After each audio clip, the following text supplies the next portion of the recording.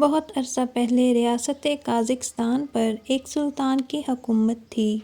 اس ریاست کا سلطان بہت مضبوط تھا، لیکن قدرتی طور پر وہ ریاست اللہ تعالیٰ کی نعمتوں سے محروم تھی، کیونکہ وہاں نہ ہی اناج ہوتا تھا اور نہ ہی خشک میوے، جس کی وجہ سے سلطان کو باہر کے تاجروں کو بہت سی سہولیات دے کر اپنے بازار میں لانا پڑتا تاکہ زندگی کی تمام ضروریات کی چیزیں اپنے لوگوں کو مہیا کر سکیں۔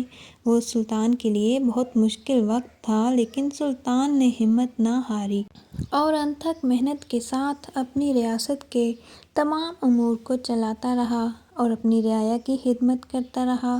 ایک دن سلطان کو خبر ملی کہ بڑے بازار میں نان بھائیوں نے روٹی کی قیمت 5 گنا زیادہ کر دی۔ یہ سن کر سلطان بڑا حیران پریشان ہوا اور سوچنے لگا کہ اچانک ایسا کیا ہو گیا، لوگوں نے اتنی زیادہ قیمتیں بڑھا دیں۔ پھر سلطان کے ذہن میں ایک جواب آیا، لگتا ہے تاجروں کو ان کے خفیہ سراغ رساؤں کی طرف سے پتہ چل گیا کہ ہماری ریاست اناج جیسی نعمت سے محروم ہے، لہٰذا وہ اپنی مرضی سے یہاں اناج بیچنا چاہتے ہیں۔ پھر سلطان نے اپنے ایک وزیر کو حکم دیا کہ مجھے ایک عام گاہک کے بھیس میں تیار کرو، میں بازار کے لیے روانہ ہوں گا۔ سلطان نے ایک عام آدمی کا بھیس بدلا اور بازار کی طرف چل پڑا۔ سلطان عام خریدار کی شکل میں بازار میں داخل ہوا۔ سلطان نے دیکھا کہ بازار کی حفاظت پر مامور کمانڈار کا رویہ خریداروں کے لیے کچھ اور ہے اور وہاں کے بڑے بڑے تاجروں کے ساتھ کچھ اور۔ سلطان سمجھ گیا کہ بغاوت ریاست کے اندر سے اٹھی ہے، تو تاجروں کا کیا جرم؟ سلطان ایک عام نان بائی کی دکان کے پاس سے گزرا تو ایک بوڑھی عورت ایک روٹی خریدنے کے لیے گئی۔ وہ گھر سے ایک روٹی کی قیمت لائی تھی، لہٰذا جب اس نے آ کر روٹی کی قیمت پوچھی، روٹی کی قیمت 5 گنا زیادہ تھی اور تندور والے نے بوڑھی کو خالی ہاتھ پیچھے لوٹا دیا۔ بوڑھی عورت کہتی رہی، بیٹا میں بڑی دور سے پیدل سفر کر کے آئی ہوں، میرے پاس کوئی سواری بھی نہیں، میں بھوک سے مر جاؤں گی، مجھے ایک روٹی دے دو۔ لیکن اس نان بائی والے نے کہا، اماں جی میری مجبوری ہے، میں آپ کو ان پیسوں سے یہ روٹی نہیں دے سکتا، کیونکہ اگر کسی بھی بڑے تاجر کو پتہ چل گیا تو وہ آ کر میری دکان کو تہس نہس کر دیں گے اور مجھے بھی یہاں سے دھکے دے کر نکال دیں گے۔ یہ سب باتیں سلطان سن رہا تھا۔ سلطان کو بڑا غصہ آیا، لیکن سلطان نے صبر و تحمل کا مظاہرہ کیا اور اسی دکان کے اندر چلا گیا اور 2 روٹیاں خریدیں اور واپس باہر آیا اور اس بوڑھی کو کہا، اماں جی آپ یہ 2 روٹیاں قبول کر لیں، کیونکہ میں نے اپنے گھر والوں کے لیے لی تھیں، لیکن اب مجھے خیال آیا کہ ہمارے گھر میں تو پہلے ہی کھانا موجود ہے، لہٰذا آپ رکھ لیں۔ بوڑھی اماں خوددار عورت تھی، اس نے لینے سے انکار کر دیا، لیکن سلطان کے بار بار اصرار کرنے پر اور یہ کہنے پر کہ روٹی جیسی نعمت ضائع ہو جائے گی، اس وجہ سے بوڑھی عورت نے سلطان کی پیشکش قبول کر لی۔ سلطان بڑا حیران ہوا کہ جہاں میری رعایا اتنی خوددار ہے، وہاں تاجر اتنے بے رحم اور خود غرض۔ سلطان بازار کے ایک نکڑ پر گھٹنوں کے بل بیٹھ گیا اور تھوڑی دیر سوچنے کے بعد اپنے ایک سپاہی کو بلایا اور اسے حکم دیا کہ جا کر یہ بات محل میں کہہ دو کہ آج سے 1 ماہ تک مسلسل محل میں روٹیاں بنیں گی، تمام انتظامات کیے جائیں گے۔ سپاہی نے سوال کیا، حضور آخر اس بات کی ضرورت کیوں کر پیش آئی؟ تو سلطان نے کہا، ان نان بھائیوں اور تاجروں کو سبق سکھانے کا یہ وہ طریقہ ہے۔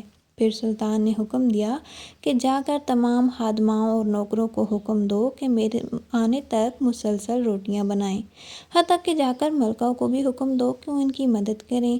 سلطان کا حکم تھا، تمام لوگوں نے تعمیل شروع کر دی اور محل میں ہر طرف روٹیاں ہی روٹیاں بننے لگیں۔ اب سلطان کا اصل میں منصوبہ یہ تھا کہ 1 ماہ تک مسلسل ہر غریب کے دروازے پر جب اس کو روٹی ملے گی تو اسے دوبارہ روٹی خریدنے کی ضرورت نہیں پڑے گی، اور اس طرح جب 1 ماہ تک ان نان بھائیوں سے کوئی بھی روٹی نہیں خریدے گا تو ان کو بہت بڑا نقصان ہوگا اور وہ میرا مطالبہ ماننے کو تیار ہو جائیں گے، کیونکہ اگر میں نے تلوار کے زور پر ان کو کہا کہ تم اپنے دام کم کرو تو وہ یہ بازار چھوڑ کر چلے جائیں گے۔ سلطان نے عقل سے کام لیا، نہ کہ تلوار سے۔ اب سلطان بازار سے نکلنے لگا تو ایک بوڑھی عورت بازار کے کماندار کو کہہ رہی تھی کہ حضور بازار کے ساتھ ہی میرا گھر ہے اور میری ایک نوجوان بیٹی ہے، لیکن بدقسمتی سے ہر رات ایک سلطان کا خاص بندہ میری جھونپڑی میں آتا ہے اور میری بیٹی کے ساتھ زبردستی کر کے اور ظلم و تشدد کر کے چلا جاتا ہے۔ اگر میں آگے سے مزاحمت کروں تو وہ مجھے خیمے کے ساتھ باندھ دیتا ہے اور میں اپنی بیٹی کے ساتھ ہر رات اس کے ساتھ ہوتی ہوئی زیادتی دیکھتی ہوں۔ جب وہ یہ بات بازار کی حفاظت پر مامور کماندار سے کر رہی تھی ادھر سے سلطان یہ ساری باتیں سن رہا تھا۔ کماندار بہت مغرور تھا۔ اس نے بوڑھی عورت کو بے عزت کر کے وہاں سے نکالا اور کہا، کیا میں نے آپ کی بیٹی کی حفاظت کا ٹھیکہ لے رکھا ہے؟ قاضی کے پاس مقدمہ لے کر جائیں۔ سلطان کو بہت غصہ آیا اور پھر سلطان نے بوڑھی عورت کو اپنی طرف بلایا اور کہا، اماں جی آپ اپنا مسئلہ بتاؤ، میں آپ کی مدد کروں گا۔ بوڑھی اماں نے کہا، بیٹا تم اس کا مقابلہ نہیں کر سکتے، وہ سلطان کا بہت ہی خاص بندہ ہے، اس کے ساتھ بہت سارے سپاہی بھی موجود ہوتے ہیں۔ یہ سن کر سلطان نے کہا، اماں جی یا تو میں اپنی جان دے دوں گا یا پھر اس انسان کو سبق سکھا کر رہوں گا۔ آپ مجھ پر اعتبار کریں، لیکن اس کے لیے تمہیں میری 2 شرطیں ماننا ہوں گی۔ بوڑھی نے کہا، بیٹا بتاؤ کون سی شرطیں ہیں؟ تو سلطان نے کہا کہ ایک آدمی کے بھیس میں تھا۔ سلطان نے کہا، رات کو جب آپ کی جھونپڑی کے اندر آؤں تو اس وقت چولہے میں جلتی آگ کو بجھا دینا اور ایک پیالہ دودھ کا بھی تیار رکھنا، اور جب وہ نوجوان جھونپڑی میں آئے تو تم مزاحمت بالکل نہ کرنا۔ یہ سن کر بوڑھی اماں نے کہا، بیٹا میں اس طرح ہی کروں گی۔ جب رات کا وقت ہوا تو معمول کی طرح سلطان کا خاص بندہ اس بوڑھی عورت کی جھونپڑی میں آیا اور اس بوڑھی عورت کی نوجوان خوبصورت بیٹی کے ساتھ زبردستی کرنے لگا۔ تو ادھر سے سلطان جو عام آدمی کے بھیس میں تھا خیمے کے اندر داخل ہوا اور آتے ہی بوڑھی اماں نے آگ بجھا دی۔ سلطان نے تلوار چلائی اور اس نوجوان کی گردن کاٹ ڈالی۔ پھر سلطان نے بوڑھی اماں کو کہا، اماں جی ایک پیالہ دودھ کے لے آؤ۔ اماں جی ایک پیالہ دودھ کا لے آئی۔ سلطان نے دودھ کا پیالہ پی لیا۔ پھر بوڑھی اماں جی سے کہا، اب تم آگ جلاؤ۔ جب بوڑھی اماں نے آگ جلائی تو سلطان نے فوراً سجدے میں گر کر اللہ کا شکر ادا کیا۔ یہ دیکھ کر کہ اس کی نوجوان بیٹی نے کہا، خدا کی طرف سے فرشتہ بننے والے اے نوجوان، کیا تم بتا سکتے ہو کہ تم نے دیا بجھانے کا حکم کیوں دیا؟ تو یہ سن کر اس آدمی نے کہا، میں کوئی عام انسان نہیں بلکہ اس ریاست کا سلطان ہوں۔ یہ سن کر وہ بوڑھی عورت اور اس کی بیٹی لرز کر کانپنے لگی اور کہا، سلطان معظم آپ یہاں کیسے؟ آپ تو اس بازار میں ایک عام آدمی کی شکل میں تھے۔ یہ سن کر سلطان مسکرانے لگا اور کہا، میں اللہ کا گناہ گار انسان ہوں۔ پھر لڑکی نے کہا، سلطان معظم آپ نے آگ کیوں بجھانے کا کہا تھا؟ سلطان نے کہا، میں نے اس لیے آگ بجھانے کا کہا کہ ایسا غلیظ کام کرنے کی جرأت صرف سلطان کے وزیر، مشیر یا پھر سلطان کا خود اپنا خون یعنی میرا بیٹا کر سکتا ہے۔ اس لیے میں نے آگ بجھانے کا کہا کہ کہیں روشنی میں اپنے بیٹے کا چہرہ دیکھ کر میری تلوار رک نہ جائے۔ پھر بوڑھی امی نے کہا کہ بیٹا تم نے دودھ کا پیالہ کیوں پیا؟ سلطان نے کہا، بوڑھی اماں جب سے آپ نے مجھے یہ بات بتائی اس وقت سے ایک گھونٹ پانی کا اور نہ ہی ایک لقمہ میرے پیٹ کے اندر گیا، اور میں نے قسم کھائی کہ اس انسان کو انجام کے گھاٹ اتارے بغیر مجھ پر سب کچھ حرام ہے۔ پھر سلطان نے اس بوڑھی اماں سے کہا، بیٹا تم نے سجدے میں گر کر شکریہ کس بات کا ادا کیا؟ تو سلطان نے کہا، اماں جی میں نے شکریہ اس بات کا ادا کیا کہ جب میں نے آگ جلتے ہوئے دیکھا تو وہ ظالم انسان نہ ہی کوئی وزیر نہ مشیر تھا اور نہ ہی میرا اپنا بیٹا تھا، یہ کسی دوسری ریاست کا جاسوس تھا جو سلطان کی طاقت کو نہیں جانتا تھا۔ یہ کہہ کر سلطان وہاں سے رخصت ہو گیا۔ جب سلطان محل میں پہنچا تو سلطان کے دیے ہوئے حکم کے مطابق تعمیل ہو رہی تھی اور سلطان کو خبریں مل رہی تھیں کہ دن رات محل میں روٹیاں بن رہی ہیں، اور محل کے تمام نوکر اور سپاہی ہر شام کو جا کر ہر غریب کے دروازے پر 3 روٹیاں رکھ کر واپس چلے آتے ہیں۔ اس دن سے لے کر اب تک کوئی بھی غریب بازار میں نان بائیوں سے روٹی خریدنے کے لیے نہیں گیا۔ یہ سن کر سلطان نے کہا، انشاءاللہ وہ وقت بہت جلد آئے گا، وہ تمام ظالم انسان میرے قدموں میں ہوں گے۔